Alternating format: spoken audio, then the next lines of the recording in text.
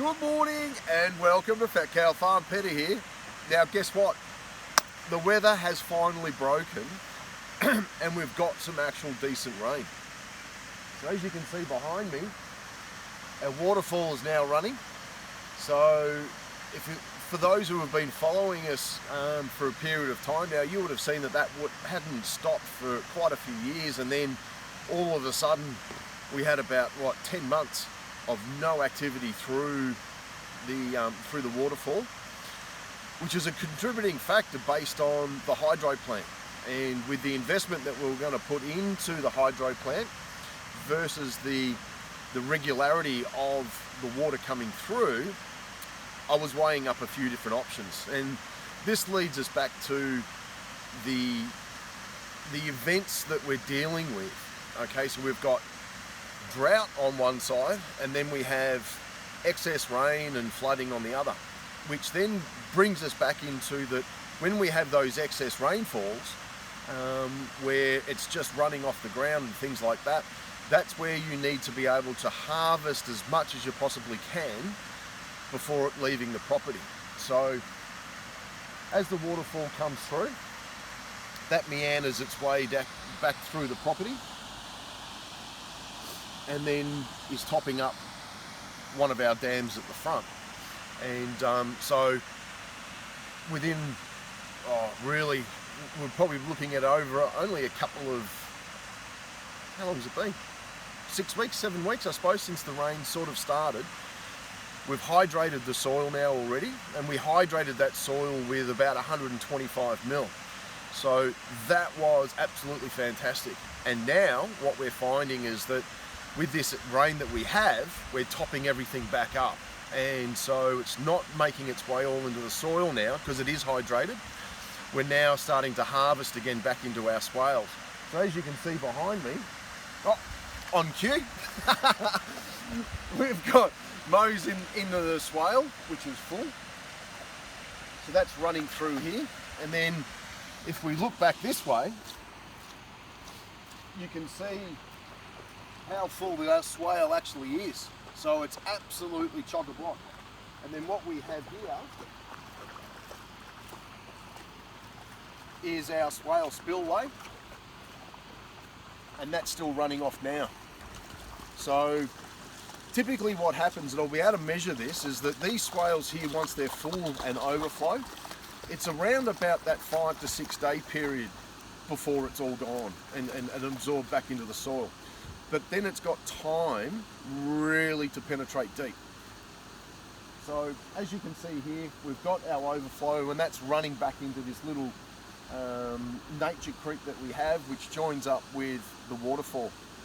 So what we'll do is we'll go around the property and I'll show you how these swales and how we're harvesting all our water and giving it the time to really soak in. So I'm hoping that because that soil has been massively hydrated previously, we're looking currently, I think, I'm going to estimate here, but by the end of the day we should be at around about another 50 mil.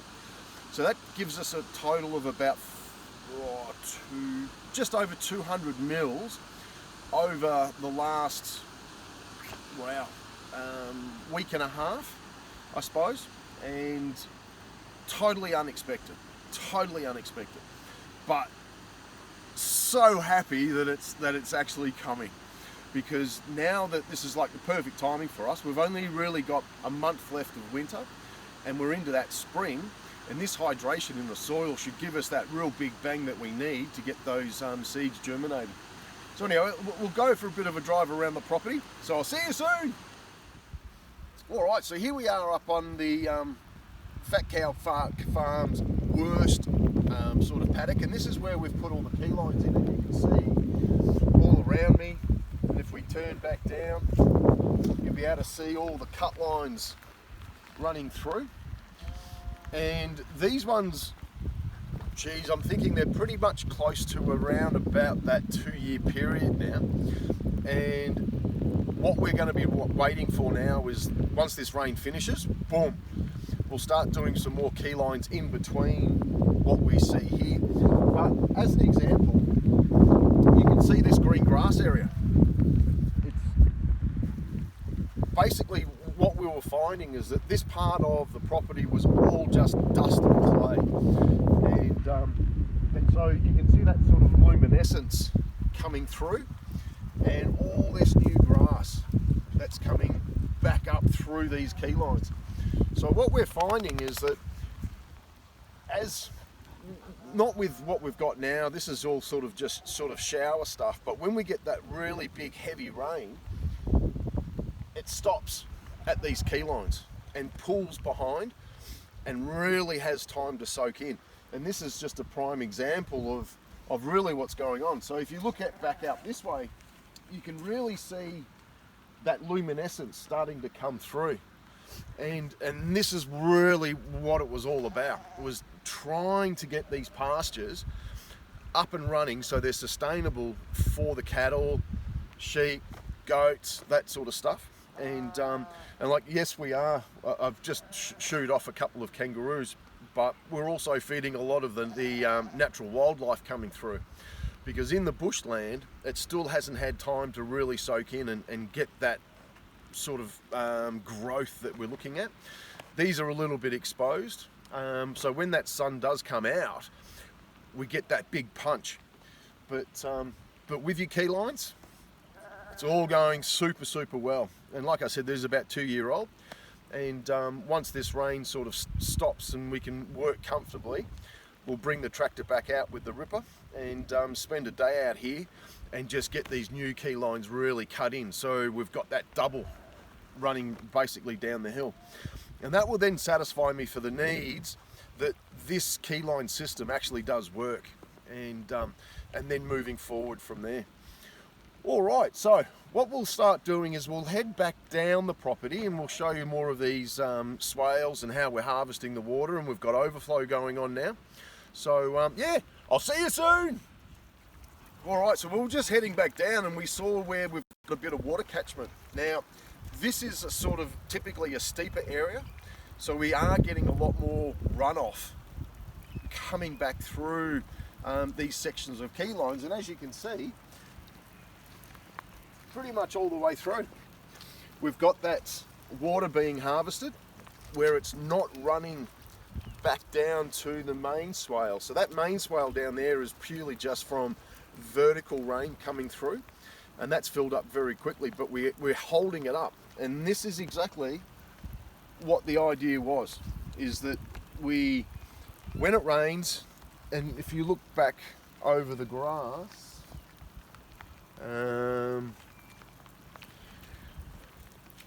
probably just behind me here, look out, mate. You can see that there's water on the surface just here, and that's all just running back into these key lines and holding up. Now this won't last for long. You know, once that rain stops, that'll slowly soak in. I give that a couple of hours, maybe 3 or 4 hours, and then that will be back into the ground. But if we look, I'm just looking now, and you might be able to pick it up on the camera, that there's more key lines, and you can see the shiny water behind. So again, you know, and it's typically where we've got the steeper runoff or steeper terrain where it's being held up, and then when it flattens out a bit, it has that time to really absorb back into the ground. So proof's in the pudding, you know, and it's absolutely fantastic. Where we were having, like I said, just dust and clay and everything else, we've now starting to really generate, and this is all natural grasses or native grasses. We haven't seeded up here because we were waiting to get that competition, not so much competition, but different species to see what was going to come up. And now we can start planning out to the seasons, and we'll get our perennial grasses in here, and then off we go again. And so giving all the animals here at Fat Cow Farm the opportunity to use this paddock as actually pasture and for food, basically. But yeah, I mean, it's just awesome. It's all coming together. I can't believe it. All right, we'll head back down now. So I'll see you soon. All right, so here we are coming back down the property like we were saying before, and we've got one of our other swales here. And this one's not fenced off. So but it's catching, and you can see it's all the way around like so. And again, these top swales are about 4 to 5 days really to dry out and really get that water in. But there is thousands and thousands and thousands of litres in here. This is probably about 300 mil deep. When we put these in, I think they were close to about 600. So plus silt and stuff like that over the years, that slowly reduced the volume. But you know, and that runs all the way around. You can see where the brown water reeds are.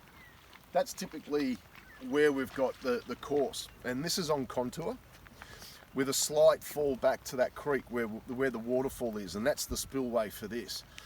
But thousands and thousands and thousands of litres that will then move its way back down, pass through where the cows are now. So we're still having to feed. We just need a little bit of sun now, but we know that spring and ready to come, it's going to be absolutely ace. Absolutely ace. And it's been such a hard slog coming through with no rain and things like this, and this is what it's all about, is that I understand, you know, being a first-time farmer now, that the ups and downs that you do go through, and it's tough. It is really, really tough. But, you know, days like today, you know, I'm all rugged up in a coat and everything else going, oh God, I'm getting wet. But it is just ace, ace. So this is now showing to me that with the rain that we have, again, the soils are all hydrated and we're now holding, ready for that, that water to push back through the property, back down to the front. All right, well, we'll go check out a couple of other swales and then we can go from there. I'll see you soon. All right, so here we are at swale number 2. So this is halfway down the property, and see, I've got cattails and things like that in here, but this swale section is actually fenced off. And then we've planted out like apricot trees and apple trees and pears and things like that, and they're all the way through here. But what we found is that soon as we fenced off the swales, the whole ecosystem started to bond, and so things like cattails just appeared, and you can see them. There's another patch down below. But again, what we're finding is that, you know, super saturated. I've got puddles on the ground, and then this is all subterranean, so this is coming through the ground pretty much and filling this swale up. So this one typically doesn't dry out except for those extreme events where we just don't have rain for such a long period of time. Because what happens is that with all the keylines and swales further up, and it slowly moves through the property, as this water line drops, the water comes out. And it's very similar to when we were showing you the leaky weirs and things down the front, where the water was coming out of that let's call it a floodplain, but coming back into that creek line and constantly having that flow. But this is exactly what we're talking about. So this is pretty much just left to its own devices, and we come in here maybe twice a year really. We just basically come in here with an edge trimmer, just drop everything, and then it's all done from there. But this was exposed to cattle, and it probably took maybe about 18 months, something like that, once we fenced it off, for the ecosystem to just basically take off. So if you do have an area that is that you've got a swale and then you've decided, yep, we're going to fence it off, it does take a bit, but you know, about a year and a half, and then you're pretty much home and hose, just letting everything do its thing. And the amount of spiders and frogs, and that brings its own things in. So we've got other predators coming in to pick up the frogs.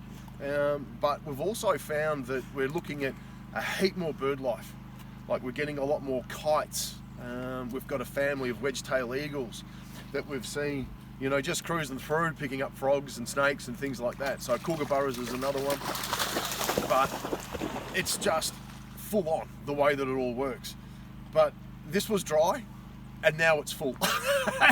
And that's all that really matters at the end of the day. to really give this soil and this zone, this little micro ecosystem, a real good chance of coming into spring. And that's what it's all about. You know, all the fruit trees and things that we've planted, because this swale goes off for quite a while, and then it's just going to be ace, absolutely ace. All right, so this swale here goes back, I don't know, this would be close to maybe about 1 kilometre long, this swale. And then what we'll do is we'll go down, I've got another swale down there, and we'll go have a look at that one, and then we'll have a look at those leaky weirs and that little creek that everyone is quite familiar with. All right, we'll see you soon. All right, so with this particular swale, yes, it's a food forest and it's all fenced off and everything else, but we've had to use this one as a bit of an emergency for the cattle. And so the cattle have come through here quite a few times now, just to sort of get whatever grass they possibly can when we're going through that drought. And I suppose at the end of the day, there is a reserve here for them, but not enough for what we were looking at. And when we threw up the decision about should we sacrifice our food forest and things like that, especially with a lot of seedlings rather than mature trees, we just had to say yes. So we've had the cattle in here, and they would spend, you know, sort of pretty much a week at a time over a period, and then they've just been finishing off grass and things like that. But in this particular case, this swale, the banks have all capped in because of the cattle and things like that. But it was one of those scenarios that when we were desperate and we couldn't find any hay, these are the sort of options that we only really had left. But as you can see behind me, what we have here at Fat Cow Farm is you can see all these water reeds sort of, and then it goes back over to grass. Through this section here, there must be a really low clay sort of area, and it's a lot more sandy. So what we're finding is that we get a lot of subterranean water come through this particular section, and we do have a swale above that, but it's a real weak point. So typically, like now, it's just full of water on top, and that'll just slowly sink in.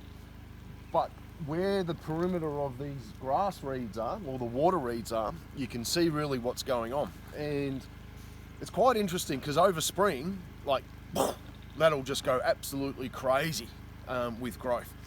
And but it's interesting once you start working with your properties and understanding what's what, it's you start to get that feel about where wet spots are. And we've spoken about this many times, where we've got so many not springs, but seeps that we've found, and we've been measuring them, you know, since we've been here. You know, some have risen about 400 to 500 mil from the ground level, and when I say that, we're getting now mounds of pressure come up under that soil, and it's growing quite quickly. And I think that once that sort of, you know, once that pops, we'll end up with another geyser again. So, but anyway, this is pretty much our last swale, and I want to show you the spillway, and which is then sort of going down the driveway and then back, because that is just going crazy at the moment. I just can't contain anything there, and that's just all going back into the natural environment. All right, I'll see you soon. All right, so here we are at the spillway at the very last swale that we have on the property, and as you can see, I have got water sheeting everywhere. Like, it's absolutely mad, absolutely mad. And what this does, this is running, when we designed this, and we knew where our driveway was going to be, because the driveway and the main track of the property is pretty much on the ridge, on the ridge as it sort of goes up, and then it falls off both sides. So we knew where the driveway needed to be, so hence then this is where the spillway needed to be. And this is all running back over to my right, and what's happening is that it's found a little valley, and we'll go down there and have a bit of a look about what's going on, because there is millions and millions and millions of water now leaving the property.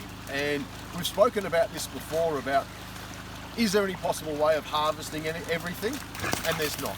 And I've sort of come to that conclusion where we are now at a point where we're totally saturated. Everything is full and overflowing. And it's now going back into the natural environment, creeks, whatever it may be. But this just shows you how much we've got. Now, we did a video a couple of summers ago where we were getting some big summer rains, and we put some keylines down the driveway so that we could harvest some of this. And they're working, but they're overflowing as well. And you'll be able to see further down where we've got water pooling behind the key lines as it's running back this way. Here's a key line running through, and it's got flow. But, you know, they're not. This wasn't designed for mass volume of water. Now, we've still got rain now scheduled pretty much all week. So I would be thinking at the end of the day, we were going to be close to about 500 mil in total. And there's nothing absolutely fantastic. Absolutely fantastic. I'll take a flood anytime, especially like this. But, you know, being where we are, it will stop. And then we won't have rain now for, I would think, 2 or 3 weeks. Give the whole area here a chance for all this water to soak in. And like I said, this is just going to be absolutely fantastic for spring. Absolutely fantastic. So what we'll do is we'll go down to the very last point where the water then leaves the property. And you can sort of see the volume that we're dealing with, but also remembering how much we're actually harvesting and taking, not taking, but putting it back into the landscape, so to speak. And you know, how much really can you do? So, but anyway, I'm stoked that it's raining. I'm absolutely stoked. Okay, we'll go down the front. I'll see you soon. All right, so here we are. We're pretty much at the very last point of the property, pretty much. And for those of you who've been watching Leaky Weirs and our little exercises, where you can see all the white water, they're our leaky weirs. Like, it's just full on, mate. Full on here. Now, what we have found is that this little entry point, and we'll have a quick look at that, but that sort of comes from the very back end. It meanders its way through, and then it sort of comes into the property and then back out again. So, but you can see the amount of volume of water that we have leaving the place. And there was one of our subscribers mentioned to me, like, how much is enough? And you're exactly spot on. You know, we can only do what we can do. And I figure that as long as we're moving forward and we're harvesting for those little events, big events, whatever it may be, there will always then be excess. And this is just a prime example of excess. Coming out, millions and millions and millions and millions of litres of water. And, you know, to think that 2 months ago, I was pulling out my hair going, oh my God, what are we going to do? We've got no rain, we've got no feed, and then, you know, like, it's just ace. Just ace. So, that was a very brief rundown about what we've got going on, about how we're harvesting and you know, making things work for us, and having that water settle just long enough to really absorb back in. But once you're hydrated and things like that, you know, there is excess that comes back into the natural environment. And this is just a prime example of where it all funnels to basically leave the property. So, for all about harvesting water in rain events, getting yourself back up and running again, and for us, perfect timing, absolutely perfect timing. Like and subscribe, and I'll see you soon.